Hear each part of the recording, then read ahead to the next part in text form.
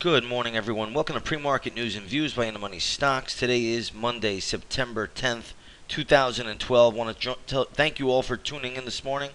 Let's jump right into the charts. We'll take a look at the usual S&P 500 E-mini futures. You'll see that the futures are trading lower by about 3.5 points right now to around the 1434.50 level.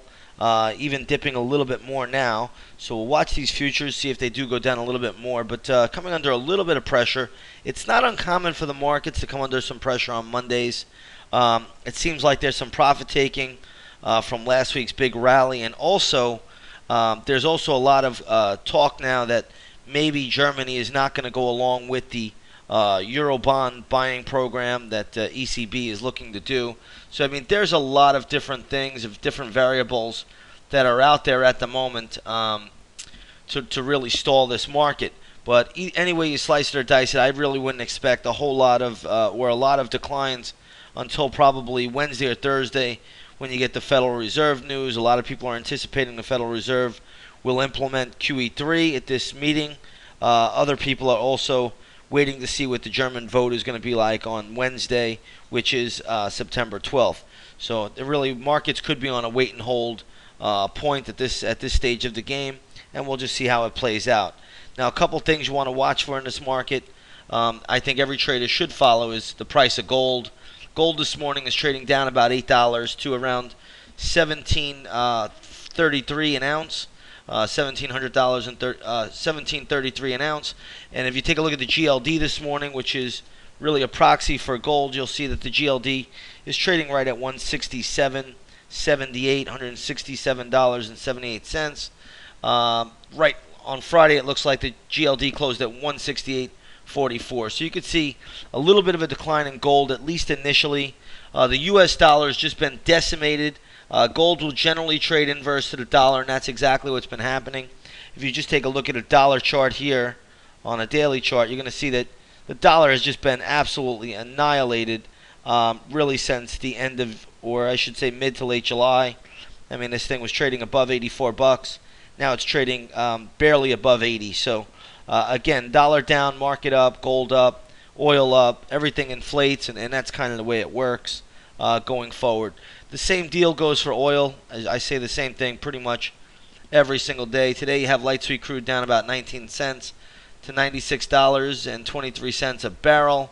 Take a look at the USO, which is a proxy for oil. You'll see this is trading really around $35.83. It closed at $35.88. So basically flat from where it closed. It did come up and trade a little higher on Friday afternoon. But overall, it is trading pretty much where it closed or where it ended on Friday. So not a big deal there. And again, it's only down 20 cents on the spot price. But if the dollar declines, expect oil to go up. Another thing that you have to watch for now is gasoline. Gasoline is at a new 3-year high. All you have to do is take a look at a daily chart of the UGA and just wind the clock back, and you'll see. I mean, let's just go to a weekly chart so you get a real good glimpse of this. But look at this here move for gasoline. Gasoline is nearing its 2008 high levels. It's not that far away now. I just filled up at the tank, $3.85. Some people are paying over $4 in many parts of the country. But anyway you slice it or dice it, gasoline is moving up there almost continually on a daily basis. Now, if the dollar continues to decline, expect gasoline to go higher. If the Federal Reserve implements a QE3, expect gasoline to go a lot higher. All right, let's take a look at a few stocks that are out there. Mondays are a little bit on the slow side, but we do have AIG in the news today. It looks like the government is going to sell $18 billion worth of stock, so they say. AIG coming under a little bit of pressure. Stock closed on Friday, I believe, at $34. Today it's trading at $33.36. The way I'm looking at this right here is the stock has a ton of support around $31.75. So watch that level if it does get down there. $31.75. Just a lot of support from what I could tell, at least short term. After that, then traders are going to have to watch lower. You'll have to look at $30.31 and then $29.20 and ultimately all the way down to 27 bucks, maybe 27.10. So those are your short-term levels for AIG. Again, I have a hard time seeing it break down too much today simply because the markets are still on that inflationary high from the central bankers. Let's take a look at Coors, Michael Kors Holdings. The stock is getting hit. Looks like they're going to do a secondary offering, from what I could tell. I don't have really any more details than that, but either way, stock closed at 56. It's now trading at 52.90. A couple of levels traders should watch for. There's going to be pretty good support. Well, I should say short-term support intraday around 48.75 if it does get down there. Actually, 51.50 if it gets there first. Then 48.75, 46.23, and then a move all the way down to around the $43 level. So watch those areas first. Those are going to be probably all should be bounce areas, but this is a strong gap down. So remember, levels can get broken. Don't hold it as gospel that these things are going to hold up. It is a strong gap down, and they could this stock could see further selling pressure, especially if the markets come under a little bit of pressure. Right now, markets are not really under any pressure at all. Let's take a look at this TITN, which is this Titan. This stock closed at 25.36. It's now trading at around 21.86. So it's actually bounced back. It was trading below 21 earlier. I do have some levels for this one. There's a fairly strong gap down as well. So you're going to watch 20.90 as support. After that, though, it's 18.99, basically $19, 200-day moving average.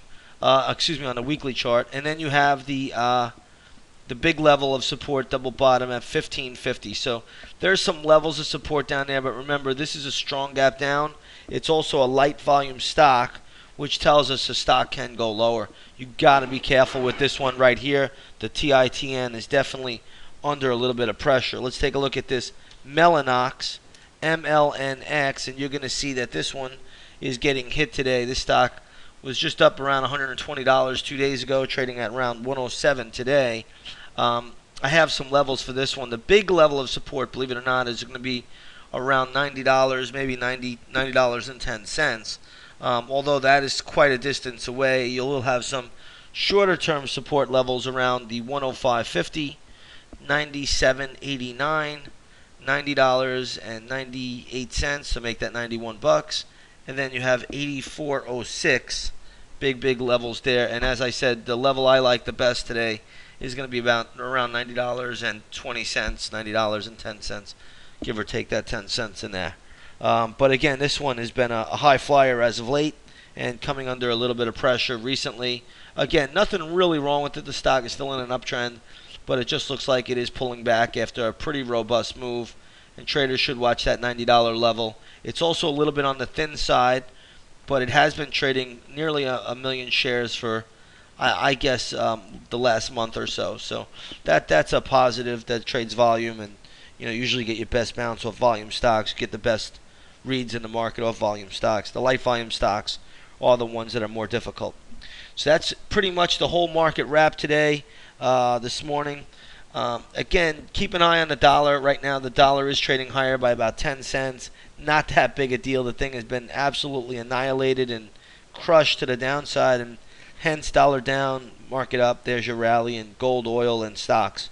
Everything inflates together these days. It's all, we trade central bank inflation creation, and that's what it all comes down to. All right, we'll leave it there. Have a great morning, great afternoon, and we'll see you on the charts tomorrow. Take care, everyone.